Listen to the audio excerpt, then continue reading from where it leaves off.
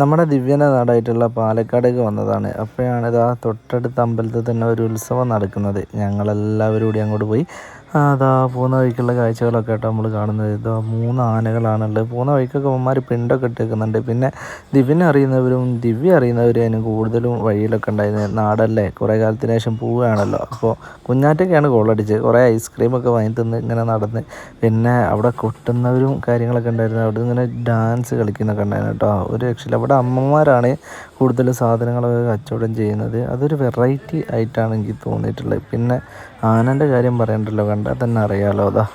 ഇതാണ് main, ice cream ice cream ice cream. പിന്നെ ഈ സംഭവം കണ്ടോ, കഥകളി പോലുള്ള കുറേ രൂപങ്ങളുണ്ടായിരുന്നു. ഇതൊക്കെ ആളുകളെ മേലെ കയറി ഇരുന്നിട്ട് ഇങ്ങനെ ഡാൻസ് ചെയ്യുക. ഡാൻസാണോ എന്താണെന്ന് എനിക്കറിയില്ല. ഏതായാലും അടിപൊളിയായിട്ടുള്ള ഒരു ഉത്സവം കണ്ട് ദിവ്യൻ്റെ വക ഞങ്ങൾക്ക് എല്ലാവർക്കും ഐസ്ക്രീമൊക്കെ വാങ്ങിച്ചു തന്നു. നേരെ വീട്ടിലേക്ക് പോന്നു ഗൈസ്.